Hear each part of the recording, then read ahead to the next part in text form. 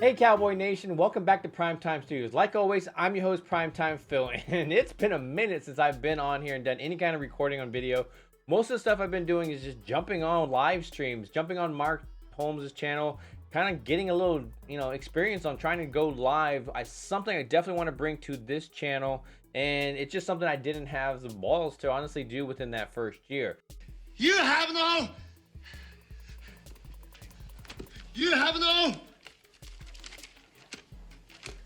marbles. Marbles? Marbles. You have no marbles. Yeah, relax. Marbles? Huevos? So I was trying to kind of just get my footing. So this upcoming season will probably bring more live stuff to this, to trying to just dabble in it. And just if you've seen any of my videos and if you've seen the beginning ones, how they've kind of just progressed and gotten hopefully better in your view. They've gotten better in my view as well. I've taken criticism in the sense of what my friends and family have said You suck, you jackass. of what I should change. And honestly, that's what I've brought to it. And I feel better about what I'm putting out. So bringing a streaming part of it is going to be definitely the element that I would love to bring, and I look forward to doing that. So definitely catch me on Mark Holmes' channel on 5 p.m. Eastern around that time, because he kind of, it's changed, but it's most of the time 5 p.m. Eastern on Sundays. So, and we just kind of vent about what the Dallas Cowboys have been doing. So again, thank you for your support. So let's talk about some of these draftees, man. The draftees, wow, I mean, it's a good class, a very good class in the sense of what the attitude they bring. But would it have been the picks that you would have gone with? I mean, in the first round, I know I wanted offensive line. And if you watched any of my videos, I was preaching offensive line. I was very much in love with Tyler Linderbaum. And every time he came up with any of my even mock drafts that I wasn't involved with in the sense of the videos, this is the guy that I was picking. I was very in love with the center. But hey, they didn't go with him. They went with Tyler Smith. And as I watched Tyler Smith's video, I just fall in love with the fact that he could be a great left guard if you just leave him there. Be like Zach Martin and just leave him at left guard. Don't move him around. I think he would be an amazing, because when you watch his film, he has an amazing push forward. He hardly ever gets pushed back, with a lot of the people with their whole he gets penalized. But you imagine how many snaps the guy went through, 600 and something, 700 snaps, that he only got 16 flags. And if you watch any of those stuff, a lot of his hand placements were just getting around people because he was just monstrous. And so, the flags were thrown. But the fact is, he only allowed 2 sacks, and I think that's big within the tackle position. That means he was kind of sliding his feet. Now, do I see him as a tackle in the NFL? No. Now, with the draftees that he got after him, I mean, that kind of frees him up to just stay at that left tackle, and I think he would be an amazing, just the fact that he can push forward and he has no problem with the power, and he just needs to figure out the technique. And I think this coaching staff is going to be an amazing thing for him, because hey, they can teach him where to put his hands. They can teach him how to get his butt a little bit lower, so the fundamentals are there, the potential is there. So do you get excited about the possibility? Heck yeah. Would it have been the pick you would have gone with? No. Now, when you look at the second round, I would have gone with a defensive guy like Nick Bonito, but hey, man, they went defensive edge, the same position. They just went somewhere else with Sam Williams. Now, if you watch them with the guys they brought in, the Senior Bowl stuff, this was not a surprise pick. So people saw it coming. They could predict this one. And I never really saw it because I just saw a lot better potential in other people. But hey, man, when you really watch this guy's film, he does have a lot of speed. And a lot of the sacks that he had was him getting around people and not using his hands, not doing any swim moves, not doing any of that stuff. And when they didn't do any of that stuff and you just still got sacks, that means he's going to get even better in the NFL once you're able to allow him to learn a swim move, to push a guy's hand out of the way, to push a guy's hand up. There's so many things hand movement wise that he is not doing in the NFL, that he was not doing in college, that he can do in the NFL, because he's learning from a guy like Dan Quinn. So when you look at the next round, would you have picked a receiver? Heck yeah, would you have gone a receiver, because we didn't go with anything in the first. And I know a lot of people are harping for guys within the first. But when you get a first round talent in Jalen Tolbert within the third round, that is just quality, because this guy is going to be getting the ball in his hands every single game. So the fact that you got a guy that's definitely a star in the sense of the first round type of talent, he's going to bring that element, I think, to this offense because, hey, we got Michael Gallup not going to be probably within this offense for the first part of this, first quarter at least of the season. So when you got a guy like him coming in, he's going to be a big target for him. And the fact that Dak Prescott already talked to him, that's very good. He has speed, can get down the field. He wins 50-50 balls. So he has a lot of Des Bryant type qualities, but at a smaller package.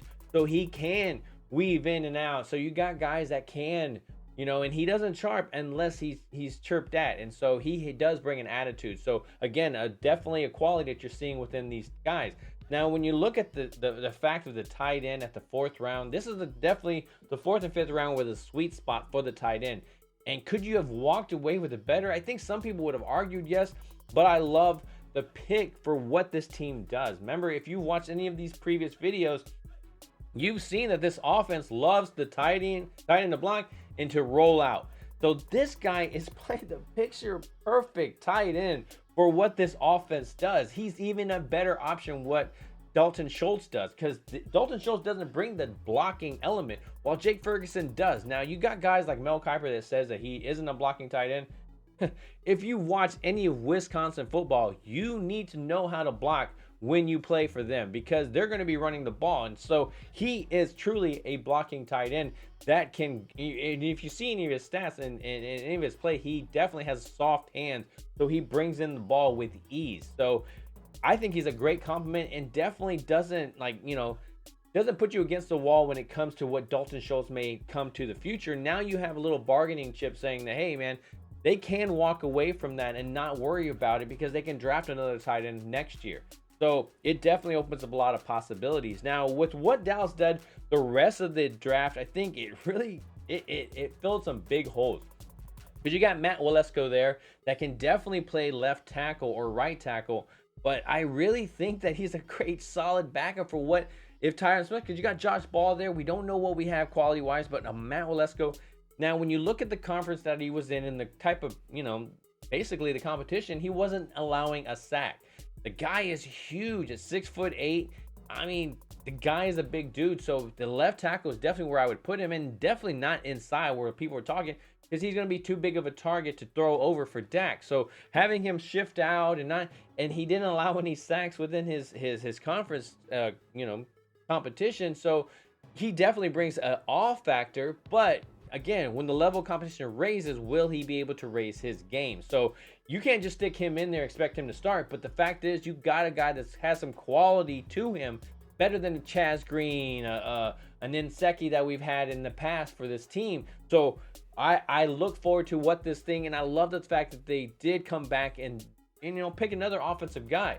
But when you look at the defensive line, they got a John Ridgeway, a guy that I was harping on in the sense of, if you watch the draft show with Mark Holmes, I was a guy that I was jumping on, 2 or 3 rounds before that, because I thought he was a quality guy, a big guy that brought some attitude, that could honestly help plug up that line that we've had so many problems with the run. So will he be our savior? Will he be? No, but I love his attitude and the fact that he wants to get out there. So once he puts on some more weight, because he's a tall dude, but he needs to get a little bit bigger in the sense of the power, because what these offensive lines can do. But I think just in general, coming in his rookie year, he'll definitely make an impact with other guys like Osa Odigizua. You got Gallimore in there. So I mean, there's a lot of guys that you can mix him with and that can learn from. So I think he's another great pickup for this. Now, when you look at his cornerback like Bland, I think he brings a nice element to what this secondary doesn't have. You don't have that attitude guy. I mean, you have some guys with some swagger, but you don't have that attitude guy. I mean, you got a Curse back there and I don't really consider them in the secondary. I consider him more of a linebacker / so you got that hybrid. And he controls the whole defense. So is he your guy in the secondary? No, he's the guy for the whole defense. So I don't really consider him in there. So when you took at Bland, he's anything but Bland. I mean, he definitely made some plays, but he had some hits as well too. So is he going to all of a sudden be the starter? No, you still got Kelvin Joseph that nobody knows what's going to go on with him. But Trayvon Diggs and Lewis, Anthony Brown, you just don't see him making that jump. But definitely a good piece, that possible connection in the sense of what injuries may happen. So he'll have to fill out some role in there somewhere. So these draftees, I mean, what a heck of a draft. I mean, again, guys, what would you have gone with? No, but within the same position, probably yes. So I think they can make some big impacts for within this year. So I'm excited of what the potential is there. And I think as you watch film, you get excited about them. So you got to watch the true film. You can't just watch highlights, because highlights make anybody look good.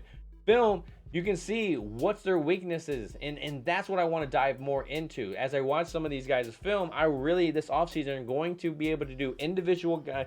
Like we're going to do a video of just Tyler Smith, you know, just Jalen Tolbert, you know. So I want to give them each their own spotlight and say their pluses and their negatives, and let you know what keys that we have and how, you know, with a guy's negative, you need to be able to hide that. And can an offensive coordinator like Kellen Moore do that?